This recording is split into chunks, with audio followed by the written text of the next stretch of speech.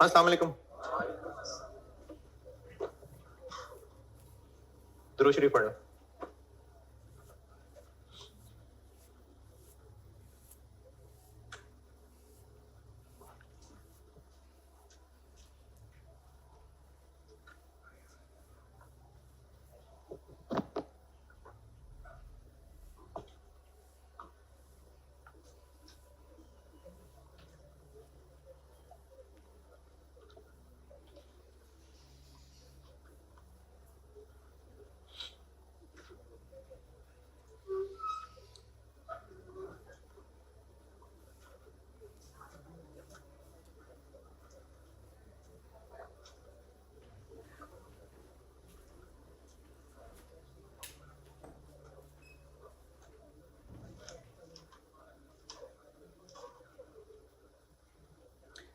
कल एंड क्या किया था मैंने?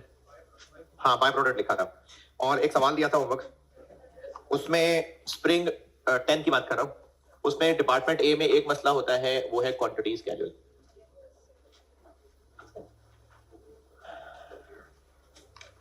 स्प्रिंग 10, अच्छा, ये प्रोसेस कॉस्टिंग में इतने सारे दिन लगा के इतनी मेहनत कर ली, ये अभी आखिर के 2-3 दिन है, इसमें ना होमवर्क बहुत इंपॉर्टेंट है बेटे, सारी मेहनत आके कंक्लूड हो रही है। तो अभी तक क्या हालात है प्रोसेस कॉस्टिंग के?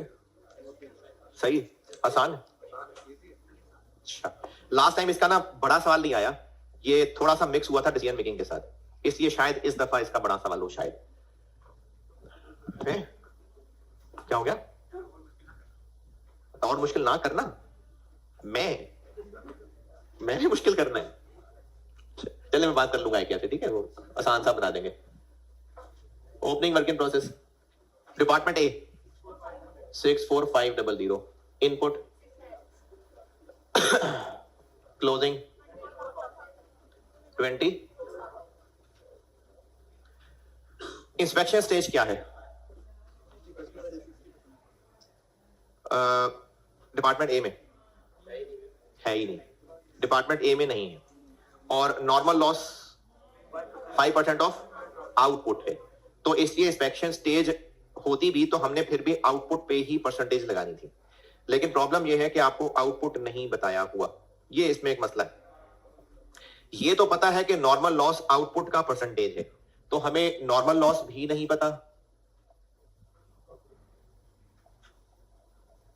और आउटपुट भी नहीं पता, और हमने वैसे भी एएल और एजी वो भी बैलेंस करके निकालना होता है, तो वो भी नहीं पता। और एएल एजी से याद आया, कल एक बच्चे ने सवाल पूछा था, बाकी भी सुन ले, हो सकता है बाकियों को भी कंफ्यूजन हो। हम यहाँ बैलेंसिंग करके एएल एजी निकालते हैं, कैसे पता कि वो एएल है या एजी है? नहीं, इसमें टेबल में वो तो ठीक है, एक्चुअल ज्यादा है तो नॉर्मल लॉस है, एक्चुअल कम है तो नॉर्मल गेन है। इस टेबल से बैलेंसिंग करके कैसे पहचाने कि एएल है कि एजी है? आप जब इसको बैलेंसिंग फिगर निकालते हैं ना, बैलेंसिंग फिगर, इसको छोड़ के इन सब को प्लस माइनस कर लें और इससे डिफरेंस ले लें। अगर इन सब के प्लस माइनस का जो आंसर है वो इससे ज्यादा है तो और लॉस होगा, और अगर इन सब का टोटल ये ज्यादा है तो नॉर्मल गेन आएगा। और अगर आपको इससे भी नहीं समझ आ रहा तो this plus this minus this minus this minus this, difference ही लेना है ना, डिफरेंस।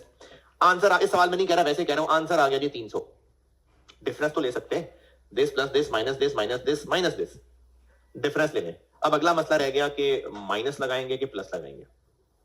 अब आप सीधा चलें, this plus this minus this minus this, 300 minus करके अगर ये आंसर आ रहा है तो माइनस लगा दे 300 के साथ, 300 प्लस करके ये आंसर आ रहा है तो प्लस लगा दे। तो माइनस लगाया तो एएल है, प्लस लगाया तो एजी है। किसने पूछा था? नहीं, वो क्लास पे था। अच्छा जी, अब आते हैं इस सवाल पे। तो इस सवाल में मसला ये है कि ये जो नॉर्मल लॉस है, अगर ये इनकी परसेंटेज होता तो इनके ऊपर लगा लेते परसेंटेज, लेकिन ये है इसकी परसेंटेज, ये इसका 5%, 5% है। हमें इसमें से एक ही बैलेंसिंग फिगर निकालनी होती है जो कुछ भी आज तक किया, या तो ये गिवन होते हैं तो हम ये फाइंड करते हैं, या फिर ये गिवन होता है तो हम ये फाइंड करते हैं। लेकिन अब इतने सारी मिसिंग एक इक्वेशन से नहीं निकल सकते। ये एक इक्वेशन है, this plus this minus this minus this minus this is equal to this. तो ये इक्वेशन है, तो एक इक्वेशन से एक ही मिसिंग फिगर निकलती है, तीन नहीं निकल सकती। अब चूंकि इतनी सब मिसिंग है तो इसको तो हमें जीरो ही अज्यूम करना पड़ेगा, ये मुश्किल तो हटाए ना, इसलिए ये जीरो है। अब आप यहां इक्वेशन बना लें, ये x है तो वो 0.05x है। अब सॉल्व करके x निकालें। हाँ जी, तो इससे आप सॉल्व करके जब x निकालेंगे तो वो आएगा 6 6 10, तो फिर ये 305। ये डिपार्टमेंट ए, और डिपार्टमेंट ए का स्केड्यूल और फिर आगे ईपी और कॉस्ट पर यूनिट और स्टेटमेंट ऑफ एवेल्यूएशन। प्रोसेस ए में कोई और सवाल जिन्होंने किया है, प्रोसेस ए में कोई और सवाल? प्रोसेस बी, ये कैसे पता कि केस 1 है कि केस 2 है कि केस 3 है? नहीं, केस 1 2 3 2 है क्योंकि नया मटेरियल ऐड हो रहा है और उसकी क्वांटिटी भी है, इसलिए केस 2 है। अब अगर केस 2 है तो फिर देखना पड़ता है कि 0.4 है या 0.5 है। तो 0.5 है क्योंकि इंस्पेक्शन पहले हो रही है, मटेरियल बाद में आ रहा है। ये लिखा हुआ है कि इंस्पेक्शन हो रही है नए मटेरियल से पहले या नया मटेरियल इंस्पेक्शन के बाद आ रहा है। तो ये 0.5 वाली गहराई है जिसमें हमें वो 100 रुपए किलो दूध और वो एडजस्टेड पर यूनिट कॉस्ट वो निकालनी पड़ेगी। प्रोसेस 2 में एक मसला ये होता है कि इंस्पेक्शन स्टेज कितनी है? 60%, और नॉर्मल लॉस कितना है? 10% ऑफ इनपुट।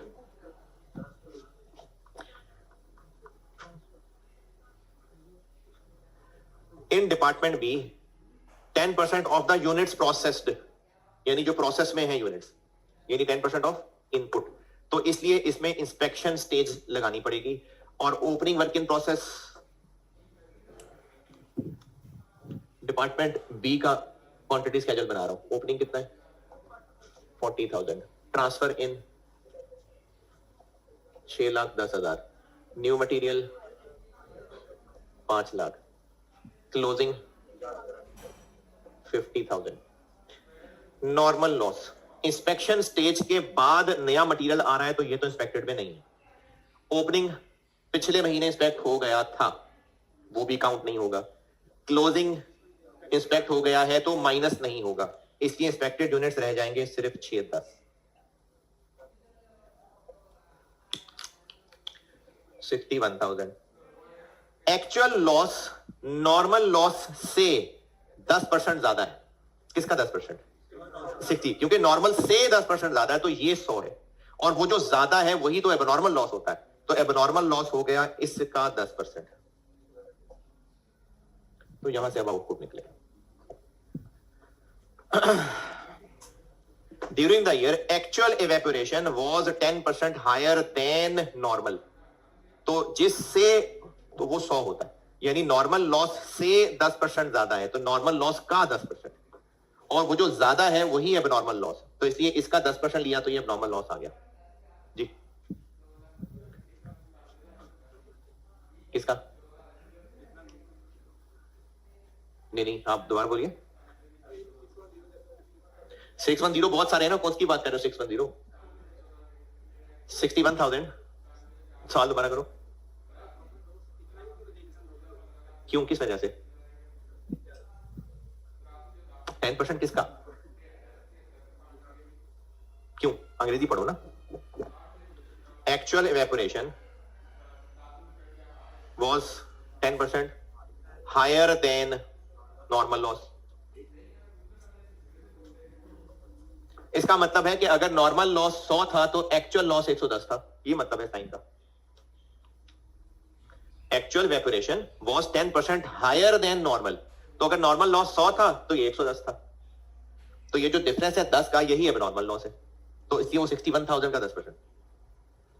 और आपने इस सवाल मुझे पूछना है, बताएं जी।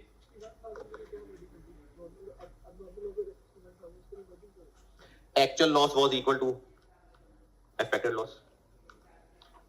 नहीं, आपने क्या पूछा कि एबनॉर्मल लॉस भी 61,000 होता, यानी एबनॉर्मल लॉस होता और वो भी 61,000 होता।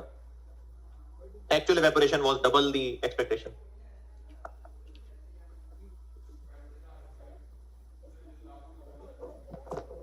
नॉर्मल इधर जी,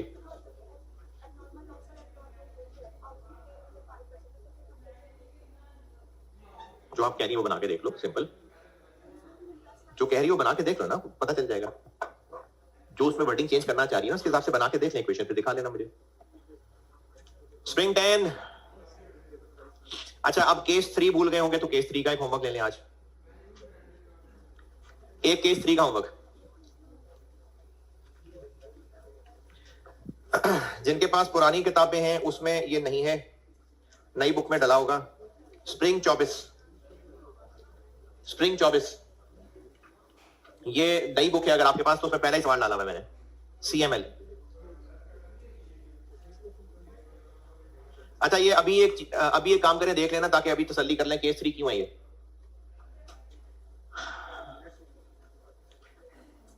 स्प्रिंग 24 अटेम्प्ट का सवाल है, चैप्टर में पहला ही सवाल है, CML।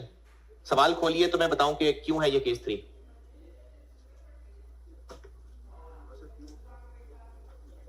सवाल तक पहुंचे तो बात करूं। डिपार्टमेंट A भी है और B भी है, तो डबल सवाल हो गया। डबल सवाल, प्रोसेस B को देख के बताएं कि क्या ये केस 1 है कि 2 है कि 3 है।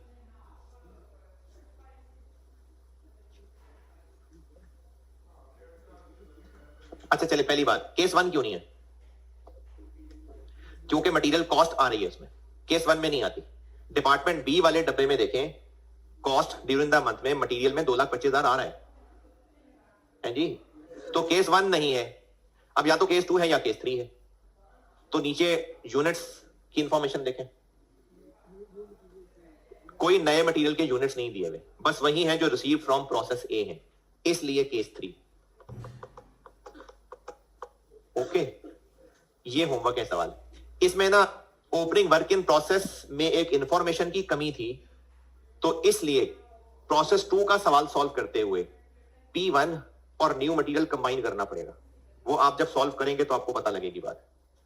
प्रोसेस 2 का सवाल करते हुए P1 और न्यू मटेरियल कॉलम मिला के एक रखना पड़ेगा, मजबूरी है ओपनिंग की वजह से। वो मैंने सोल्यूशन में नोट भी लिखा हुआ है, तो आप जब ये सवाल करेंगे तो डिस्कशन में आ जाएगी इसकी reason.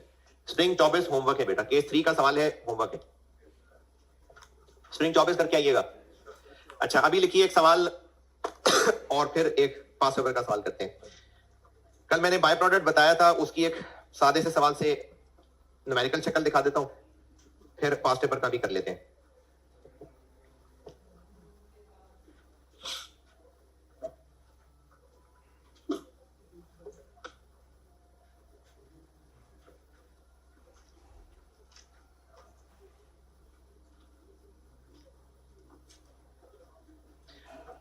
Following information relates to process 1 for the month of May.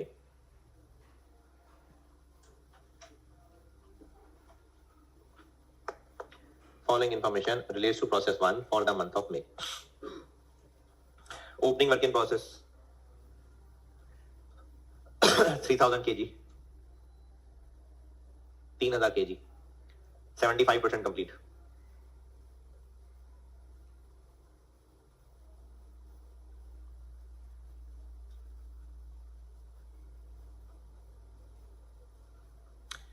और इसकी cost material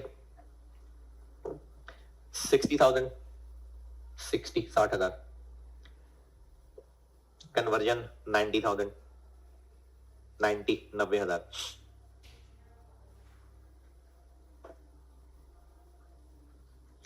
direct material cost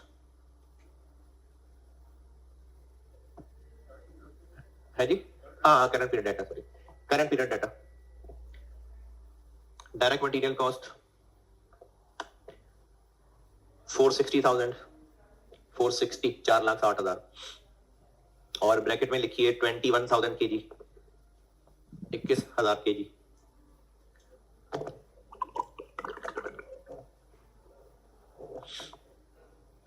conversion cost 820, 8,20,000, 820,000। Closing work in process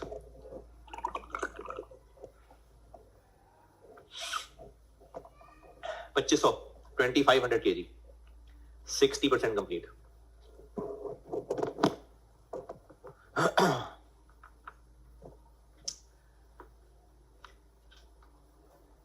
inspection stage 50% normal loss 5% of input 5% of input actual loss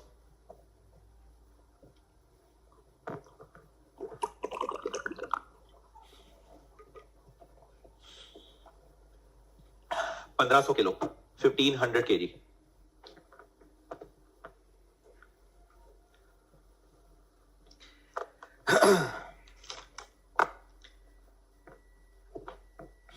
output comprises of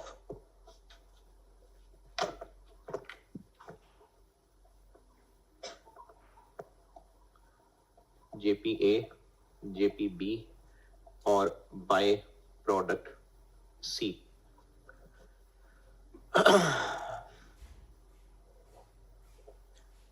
40% और 58% और 2%।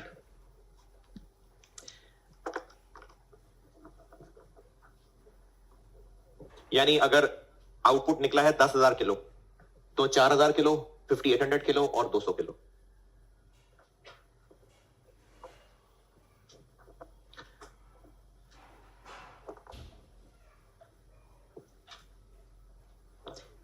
scrap value of defective units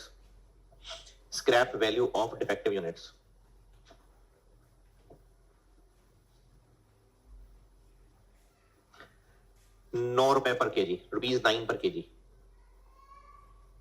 ₹9 per kg।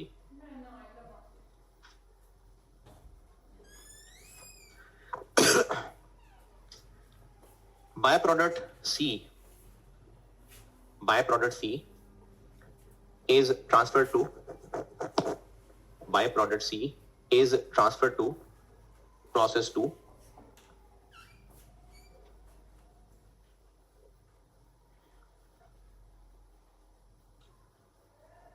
from which C plus is produced।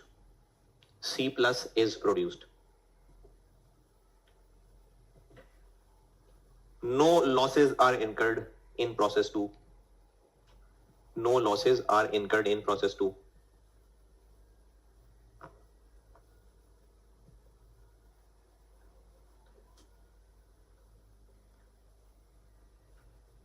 अब लिखें following information relates to process 2।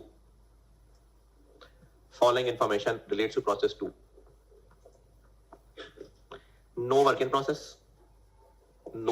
process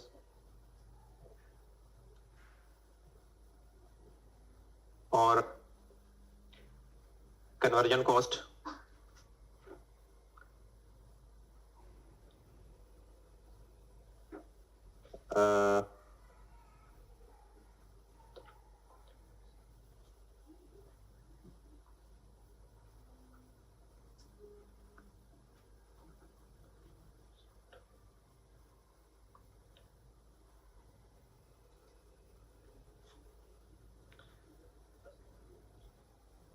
$10,000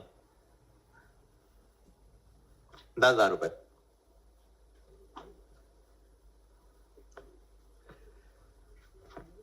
उसके बाद लिखिए selling prices. ये following information process 2 बस खत्म। उसके बाद लिखिए selling prices per unit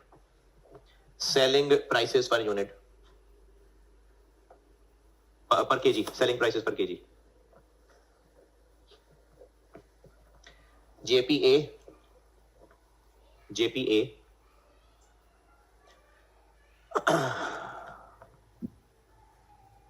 340 340 JPB 200 और C plus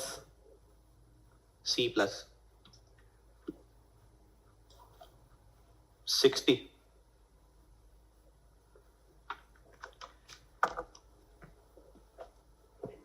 और FIFO F को चले, FIFO मेथड है, FIFO मेथड है और मुझसे रिक्वायर्ड है स्टेटमेंट ऑफ एवेल्युएशन, प्रोसेस 1 का भी प्रोसेस 2 का भी।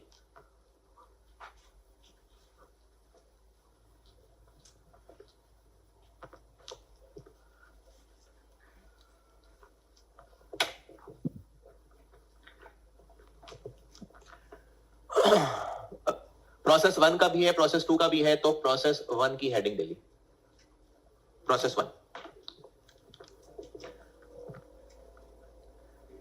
Quantity schedule.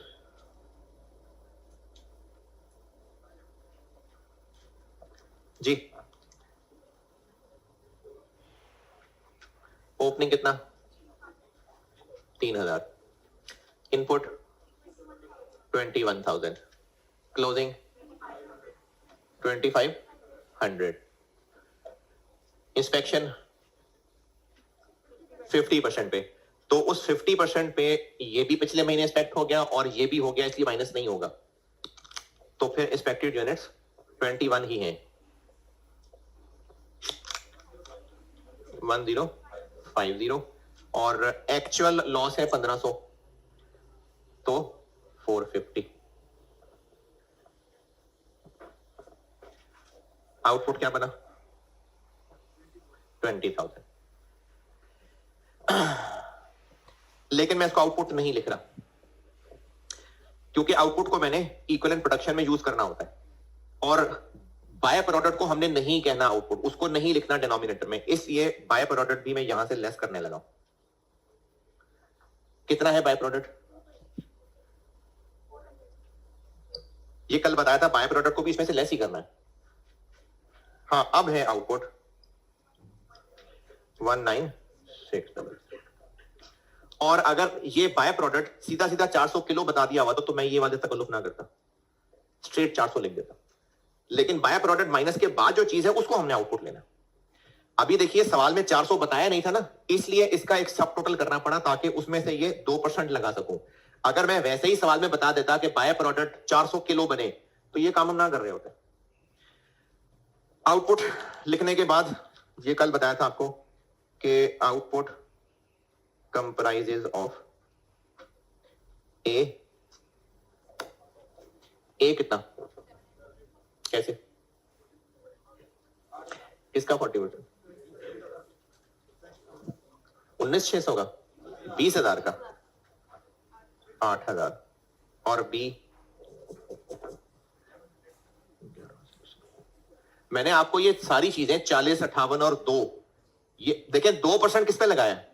20,000 पे, तो 40, 58 और 2 ये ऐसे बन रहा है 100% पूरा।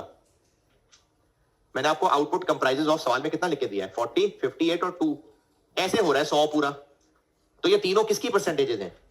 20,000 की, तो इसलिए 20,000 का 2%, 20,000 का 40%, 20,000 का 58%। अगर मैं आपको बाय प्रोडक्ट के किलो खुद बता देता और फिर कहता आउटपुट कंप्राइजेज ऑफ ए और बी, तो वो ए और बी में ही 100 पूरा कर देता मैं। दोबारा, इसमें 40, 58 और 2, ये ए है, ये बी है, ये सी है, ये 100 पूरा हो रहा है, तो फिर ये जिसका 2% है उसी का 40 और 58%। अगर यहां पर मैंने 400 किलो खुद बता दिया होता या 500-600 जितने भी किलो खुद बताता, तो ये माइनस करने के बाद आउटपुट आता, और फिर अगर मैंने ये कहना भी होता कि आउटपुट कंप्राइज ऑफ ए और बी, तो फिर वो ए और बी की परसेंटेज फिर पूरी 100 बना रहा होता। ये तो थोड़ी 100 बन रही है, तो इसलिए जिसपे 2% लगा रहे हैं उसी के ऊपर 40 और 58। तो इसलिए अगर आपको आउटपुट कंप्राइजेज ऑफ कहा है तो इस पे ध्यान रखना है कि वो बाय प्रोडक्ट के अलावा चीजें हैं या बाय प्रोडक्ट मिला के बात कर रहे हैं।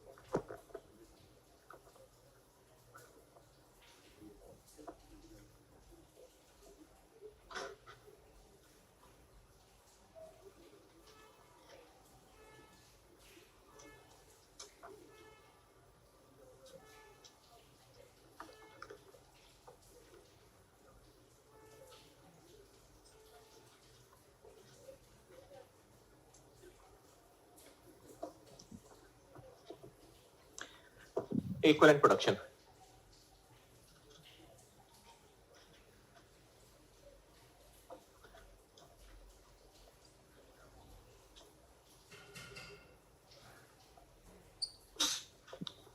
FIFO है, ओपनिंग वर्क इन प्रोसेस 3000, और कन्वर्जन के एतबार से ये 25,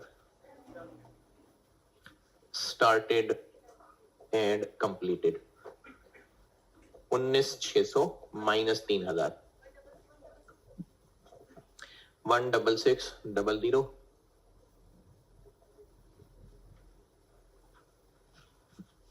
closing work in process 2500, material पूरा कन्वर्जन अधूरा 60, 2500, 1500, एबनॉर्मल लॉस 450, मटेरियल पूरा कन्वर्जन अधूरा 450, 225,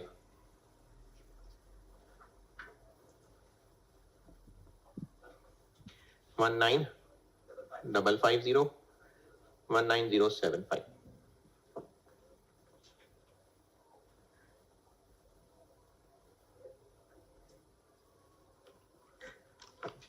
FIFO है,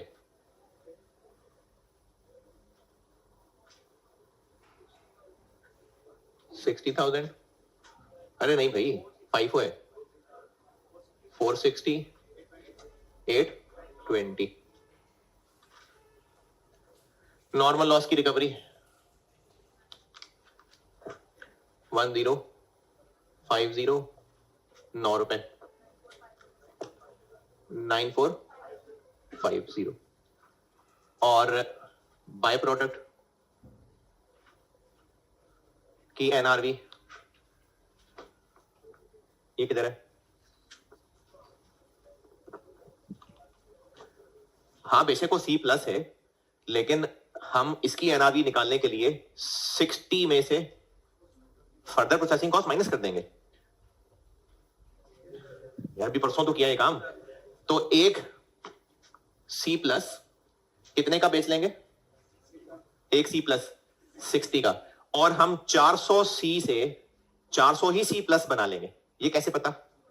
नो लॉस। वो जो मैंने परसों किया था उसमें वो लॉस हो रहा था, तो मैंने इसके 4000 की बजाय 3600 लिखा था, परसों किया था। अब लिखा है कि जितने C होंगे उतने ही C+ बना लेंगे, तो इतने C+ बना लेंगे जो कि इतने रुपए का बिकेगा, माइनस 10,000 रुपए का खर्चा होगा। 10,000 कहां से आया? ये प्रोसेस 2 का कन्वर्जन दिया हुआ मैंने, सवाल में कन्वर्जन दिया ना प्रोसेस 2 की, तो प्रोसेस 2 में यही फर्दर प्रोसेस ही तो हो रहा है, तो ये वो 10,000 आ गया। अजीब अजीब शक्लें बना रहे हैं। NRV निकाली है मैंने। 400 ही क्यों लिखा? क्योंकि 400 से 400 ही C+ बनेंगे, इतने के बिकेंगे, माइनस इतना मजीद खर्चा आएगा, तो इसकी NRV बन गई 14,000।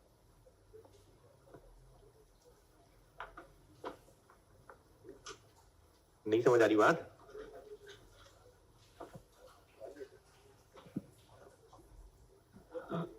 फोर 6,550 और 820, तो इक्विवेलेंट केजीज आ गए। अच्छा यहां से लेस क्यों किया? ये कल बताया था। और ये ब्रैकेट में क्या किया? ये परसों यही काम किए थे, यही काम सिखाए थे। कितना जी? कॉस्ट पर केजी 22.31, ये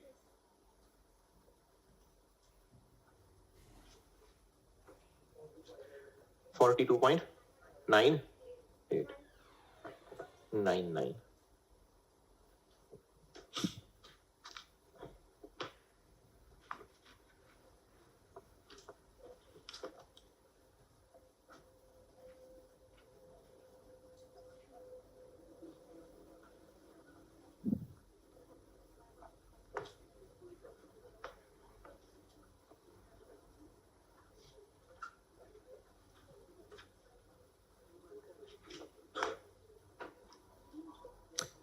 क्या पूछना है?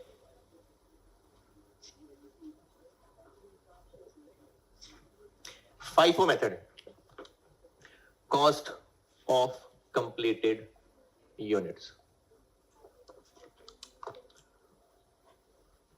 opening, work in process, or started and completed.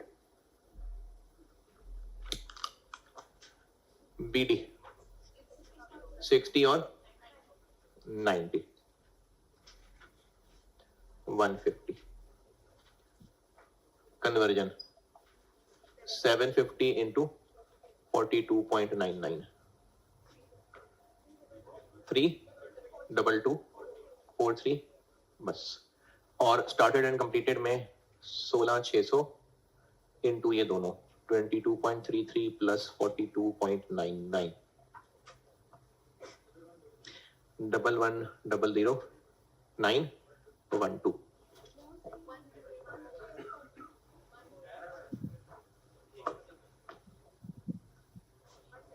1084312,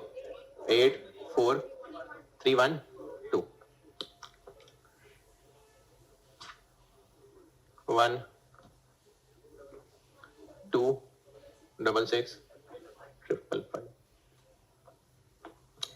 और ये कल की थी बात के कॉस्ट ऑफ कंप्लीटेड यूनिट्स निकालने के बाद एलोकेटेड टू जेपीए और जेपीबी. अब ये फिगर्स, वो जो टेबल बनाना था वो बेशक यहां ना बनाए, उसको हम कह देते हैं वर्किंग वन. तो कॉस्ट ऑफ कंप्लीटेड यूनिट्स और ये उसके दो टुकड़े, और ये दो टुकड़े हैं जो कल परसों मेहनत की थी. और cost of closing work in process, material conversion 2500 into 22.33 और 1500 इंटू 42.99. और cost of abnormal loss, material 450 into 22.33 और कन्वर्जन 225 इंटू 42.99.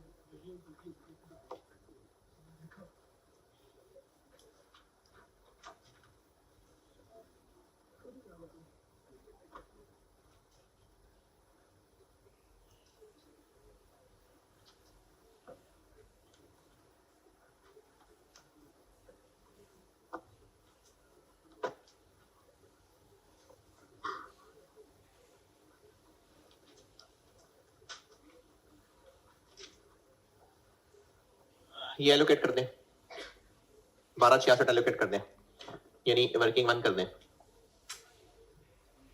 टोटल एनआरवी और उसकी एलोकेशन तोड़ें 1266 को.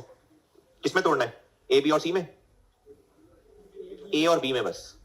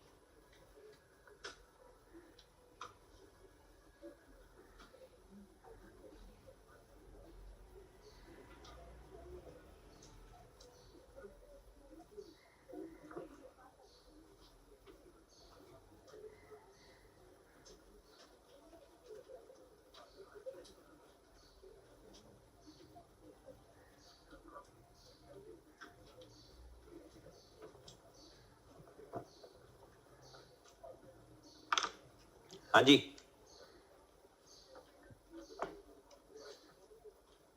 कितना?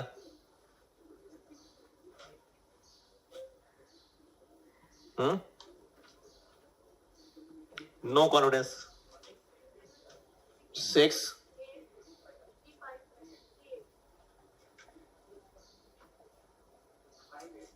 5 8 1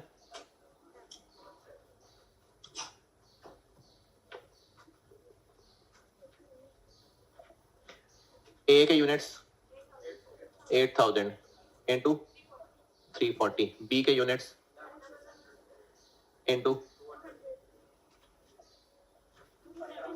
2720000 2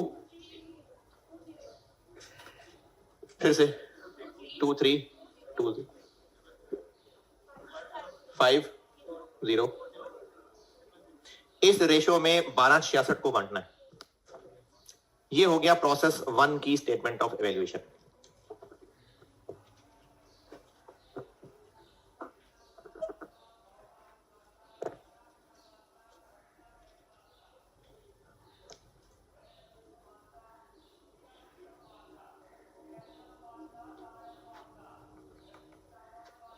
प्रोसेस 2,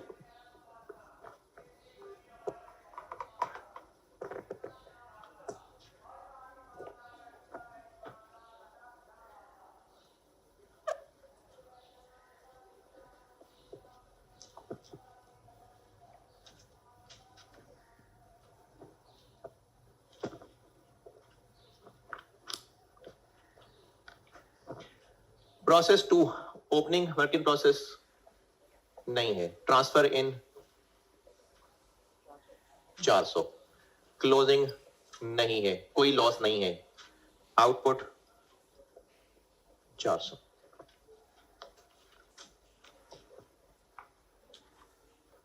इक्विवेलेंट प्रोडक्शन बनाने की जरूरत है? हाँ जी, क्यों नहीं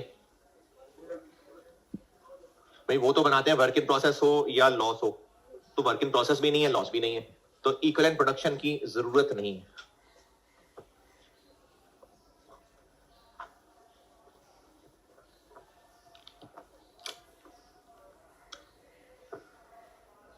not needed.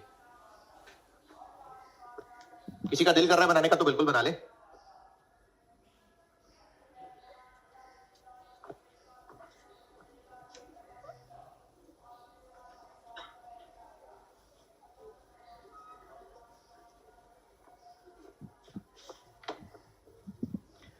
Cost per KG, material की जगह P1, मटेरियल की जगह P1।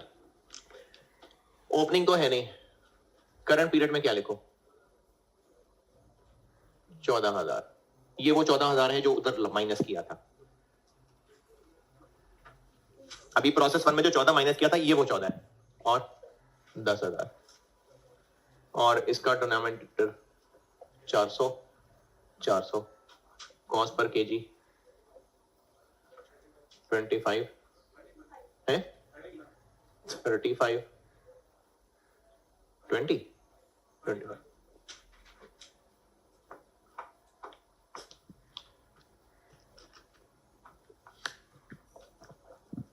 Statement of evaluation, work in process loss है नहीं, तो बस सिर्फ cost of completed units 400 into 20 होता। ये प्रोसेस 2।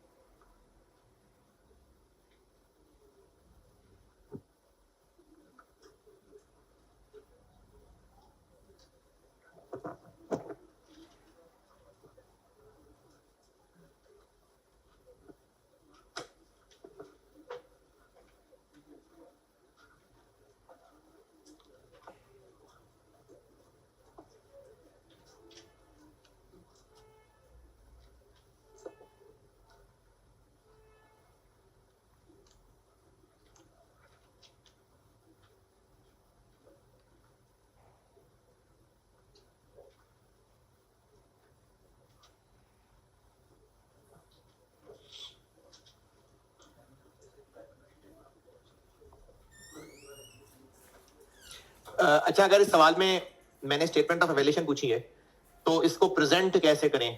आंसर में पहले स्टेटमेंट ऑफ एवेल्यूएशन आए, बाकी सारा कुछ वर्किंग में आए, कोई मसला नहीं है। कैलकुलेशन फ्लो में चलाएं तो अच्छी बात है, क्वांटिटीज कैटेगरीज फ्लो में चला दें, बाकी उसको हेडिंग तो नजर आ ही जाएगी स्टेटमेंट ऑफ एवेल्यूएशन। और प्रोमिनेंट करना है तो डब्बा बना दें इसके गिर्द। तो जरूरी नहीं कि स्टेटमेंट ऑफ एवेल्यूएशन से आंसर स्टार्ट हो। हाँ जी, डन। चलें एक पास पेपर का सवाल देख लें, मैं करता हूं बोर्ड पे। उसमें भी कम कैलकुलेशन है, कोई वर्किंग प्रोसेस नहीं है। एक सवाल होगा जी पास पेपर में, बुक में आइए, ऑटम 15 अटेम्प्ट का एक सवाल होगा। ऑटम 15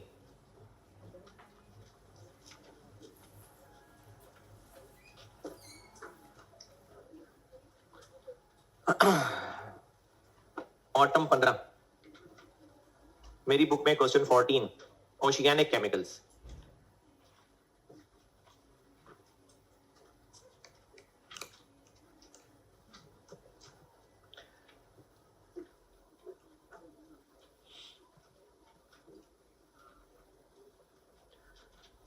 इसमें पूछना है कुछ? चलें ओशियानिक केमिकल्स पढ़ ले, मैं करता हूं।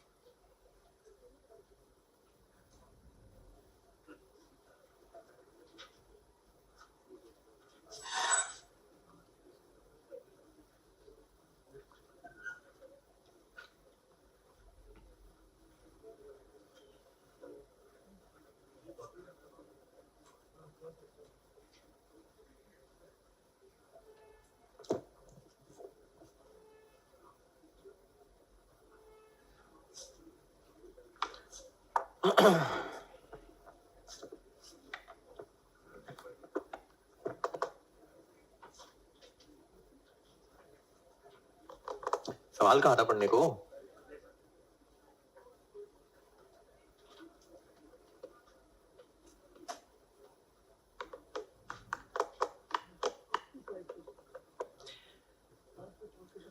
ओशियानिक केमिकल्स दो जॉइंट प्रोडक्ट्स बनाते हैं, सिग्मा और बीटा। और उसके बाद जो सिग्मा है वो तो सेल हो जाता है, लेकिन जो बीटा है वो पढ़ने लिखने के लिए रिफाइनिंग प्रोसेस में चला जाता है, जहां से वो पढ़ लिख के थीटा बन के निकलता है। और प्रोसेस 1 में एक बाय प्रोडक्ट भी बनता है जी, और जी पढ़े लिखे बगैर ही बस बिक जाता है। तो कहानी यह है कि एक है प्रोसेस 1 जिसका नाम सवाल में दिया हुआ है प्रोडक्शन डिपार्टमेंट। इसका आउटपुट है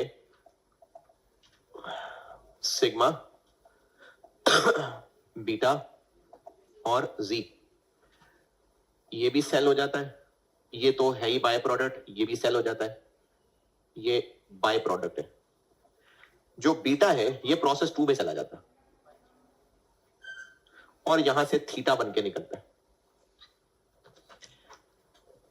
सवाल पूछा है सिग्मा और थीटा, बीटा नहीं, थीटा की पर यूनिट कॉस्ट, ये सवाल है। तो प्रोसेस 1 का भी सवाल सॉल्व करना पड़ेगा और प्रोसेस 2 का भी करना पड़ेगा। प्रोसेस 1 का इसकी पर यूनिट कॉस्ट कैसे निकालें? जैसे कल कर रहे थे, परसों कर रहे थे कि पर यूनिट कॉस्ट के लिए आपको पहले प्रोसेस 1 पूरा सॉल्व करके कॉस्ट ऑफ कंप्लीटेड यूनिट्स उसको इन दोनों में एलोकेट, और जो सिग्मा का हिस्सा आया होगा उसको सिग्मा के यूनिट से डिवाइड, तो ये पोर्शन सॉल्व। और जो बीटा का हिस्सा आया होगा वो प्रोसेस 2 में जाएगा, कॉस्ट ऑफ यूनिट्स ट्रांसफर्ड इन, फिर प्रोसेस 2 सॉल्व होगा और उसका जो आउटपुट निकलेगा ये सवाल की अप्रोच है। इस सवाल की अंग्रेजी में ये जो मैंने आपको पहले 2 पैराग्राफ की कहानी बताई है, और हाँ ये मैंने परसों किया था, जितने बीटे होंगे वो सारे थीटे नहीं बन सकेंगे। कितने जाया हो जाएंगे? 5%। ये जो परसों किया था कि 4000 बीटे से 3600 थीटे बन रहे थे, पता नहीं था मैंने क्या बी प्लस कहा था, क्या कहा था, तो ये वो वाली पॉइंट है। तो हमें 2 प्रोसेस का सवाल सॉल्व करना है, ज्वाइंट प्रोडक्ट है, बाय प्रोडक्ट है। अंग्रेजी में अगर किसी को कोई एतराज परेशानी है तो बताएं। ऑटम 15 सवाल की जो रिक्वायरमेंट है वो है दोनों प्रोडक्ट की पर यूनिट कॉस्ट। आप ये भी कर सकते हैं कि 2-3 लाइनें छोड़ के बाकी सब वर्किंग्स कर लें, और ये भी कर सकते हैं कि कैलकुलेशन सारी फ्लो में चलाएं, एंड पे एक डब्बा बना के हेडिंग दे लेना कॉस्ट पर यूनिट। तो पहले हम फर्स्ट फ्लो में चलते हैं। हाँ इतना जरूर कर लें कि प्रोसेस 1 इसकी हेडिंग दे दें ताकि आपको भी पता चले क्या हो रहा है। Process 1 quantity schedule litres. अच्छा ये मैंने मेरा ख्याल है मैंने नहीं चेंज किया इसको, कर दिया था, ठीक है लीटर्स है। ओपनिंग वर्क इन प्रोसेस नहीं है। इनपुट में आपको उसके लीटर्स तो नहीं बताए, लेकिन टोटल अमाउंट पता है और पर लीटर कितने का है ये पता है। टोटल अमाउंट कितनी? 3 मिलियन डिवाइडेड बाय 1 लीटर कितने का? 50। तो इनपुट आ जाएगा 60,000। क्लोजिंग नहीं है, तो फिर इंस्पेक्टेड यूनिट्स भी यही हैं। नॉर्मल लॉस 60,000 का 5% जी 3,000। बाय प्रोडक्ट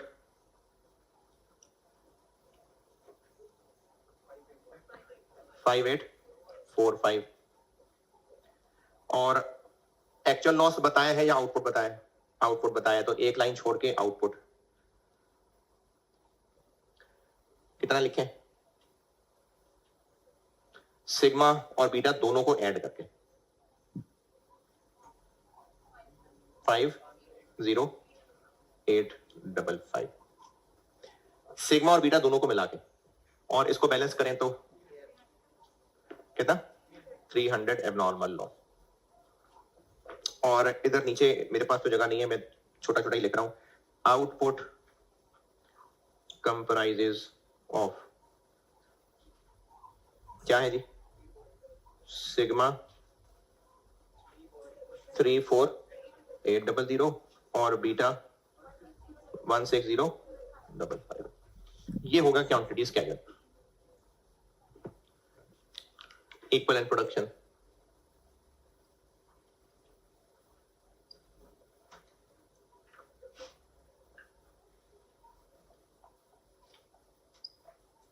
मटेरियल और कन्वर्जन। FIFO एफको का मसला ही नहीं क्योंकि ओपनिंग वर्क इन प्रोसेस नहीं है। तो कंप्लीटेड यूनिट्स 50855। ये फिगर ठीक है, मुझे लग नहीं रही थी। ये दोनों को ऐड करके ये आता है। अच्छा, और एबनॉर्मल लॉस के यूनिट्स 300, और इनकी कोई स्टेज ऑफ कंप्लीशन नहीं बताई तो फिर 100% ही है। 51155।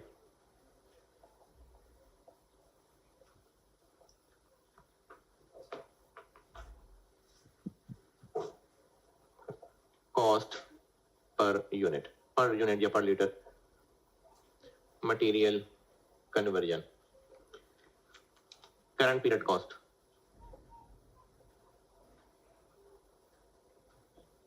3 मिलियन, और कन्वर्जन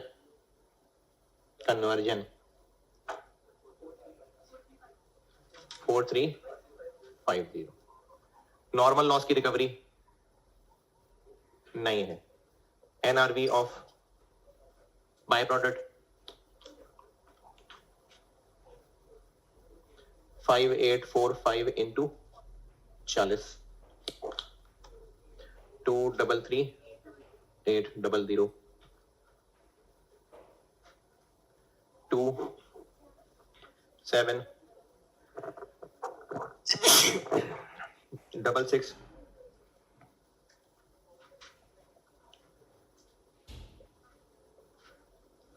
ये जी बाय प्रोडक्ट है 51155 51155 तो कॉस्ट पर यूनिट बन गया 54.07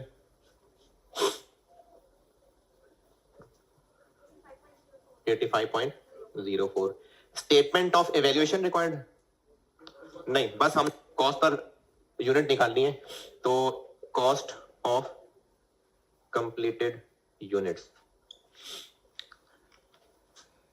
50855 जी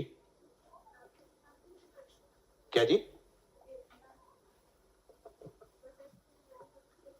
तो उसमें तो बाय प्रोडक्ट प्रोसेस 2 में जा रहा था ना पढ़ने लिखने, ये तो नहीं जा रहा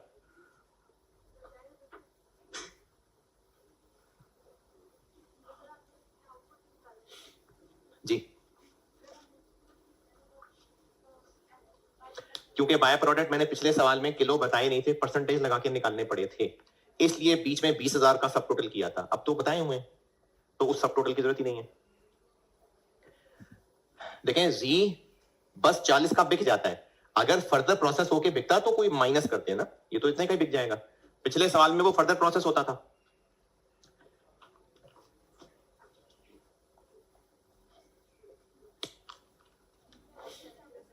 सेवन 4439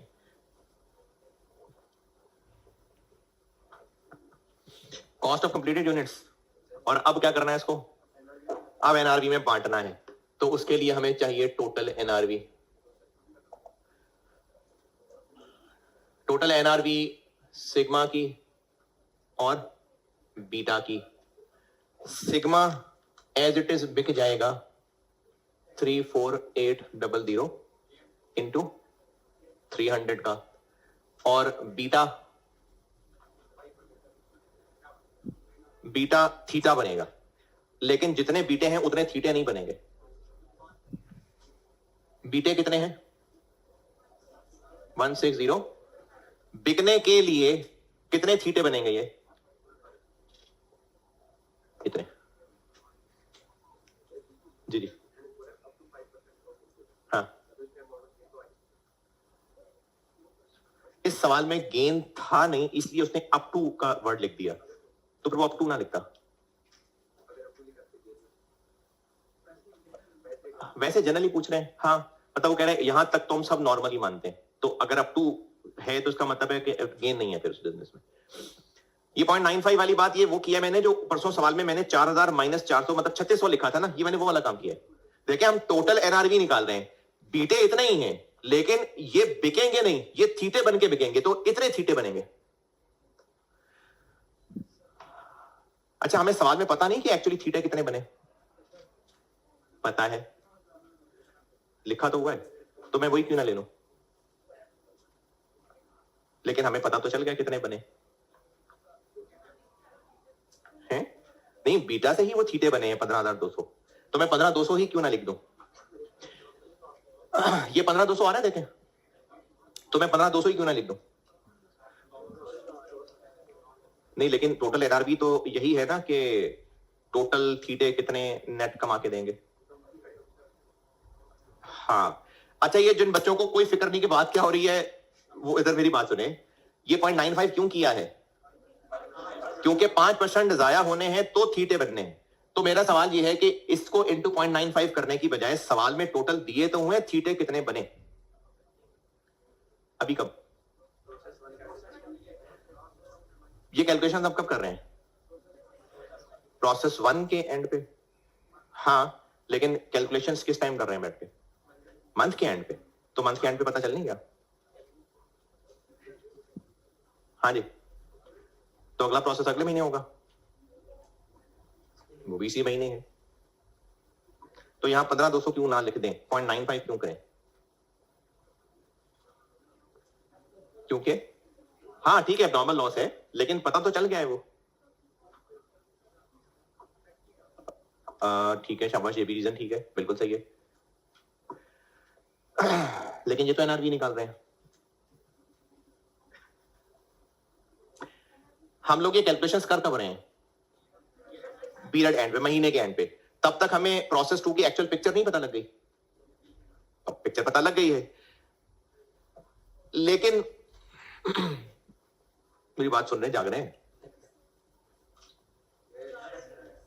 हम ये कैलकुलेशन मंथ एंड पे कर रहे हैं, बिल्कुल मंथ एंड पे ही कर रहे हैं, और इस महीने के एंड पे हमें एक्चुअल डाटा प्रोसेस 2 का नजर आ भी गया है। लेकिन कॉन्सेप्चुअली स्पीकिंग ये हम कैलकुलेशन करते हुए प्रोसेस 1 के एंड पे खड़े हैं, प्रोसेस 2 में नहीं गए अभी।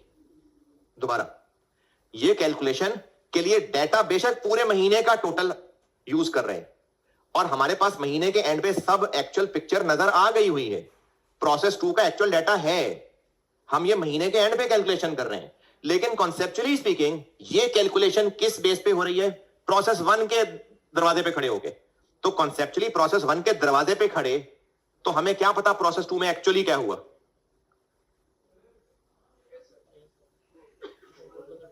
तो इसलिए 0.95 इस्तेमाल होगा। हाँ नहीं बिल्कुल भी नहीं समझ आया तो कोई बात नहीं, जिंदगी में सारी चीजें समझ आएंगी भी नहीं, कोई मसला नहीं है।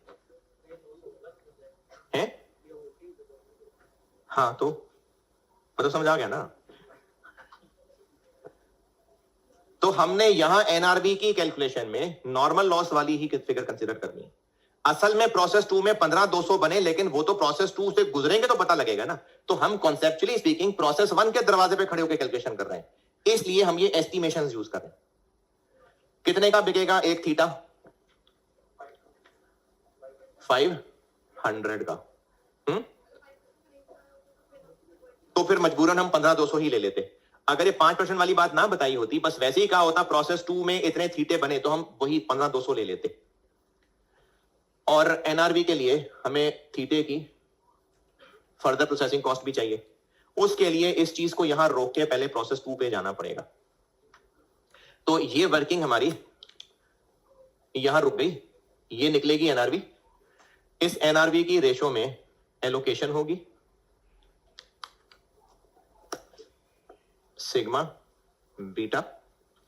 किस फिगर की एलोकेशन होगी? इसकी 7074439 इंटू ये क्या बना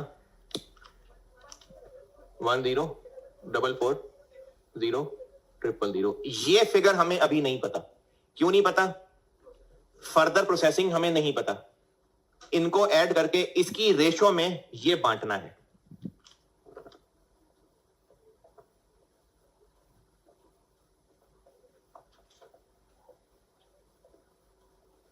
तो इसलिए प्रोसेस 1 का ये वाला काम यहां स्टॉप हो गया। इसको यहां खाली जगह छोड़ के प्रोसेस 2 पे चलते हैं।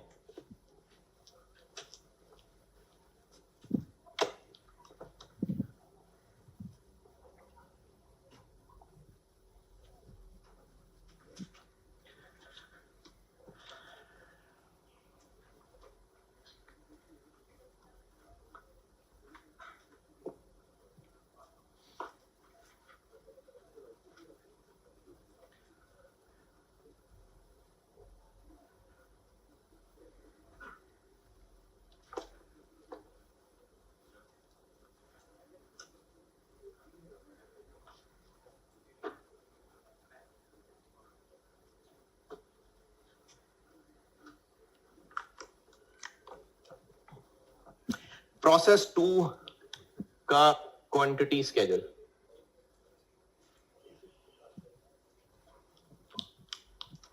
ओपनिंग वर्क इन प्रोसेस नहीं है, transfer in 16055। Closing work in process नहीं है। नॉर्मल लॉस नहीं, हर जवाब नहीं होता। Normal loss 5%। 803 आउटपुट 15। तो फिर 52 abnormal loss. Equivalent production P1.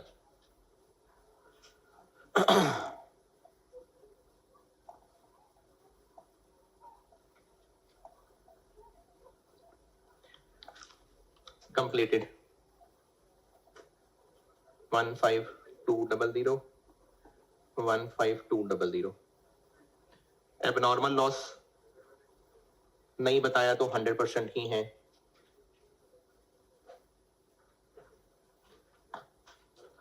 15252. Cost per unit P1 column, conversion column.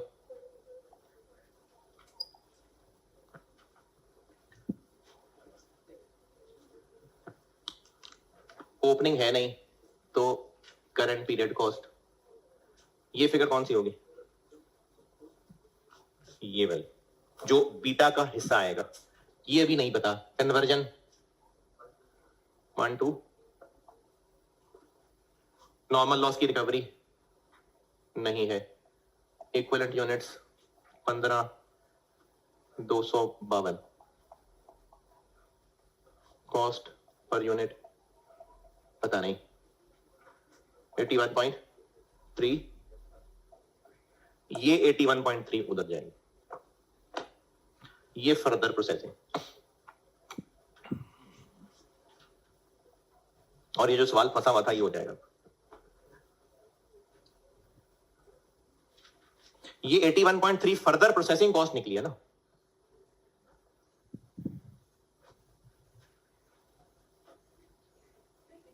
Six जी. ये कहां से आया? लेबर और एफएच. 638611 1682617.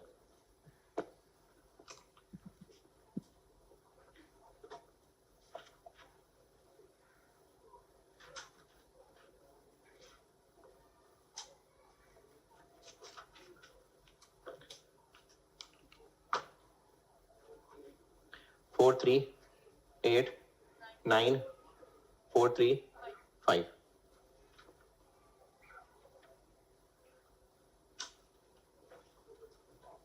टू 6 8 5 0 4. ये cost of completed beta. Cost of transferred in units 2685004. 176.04. Final requirement क्या थी सवाल की?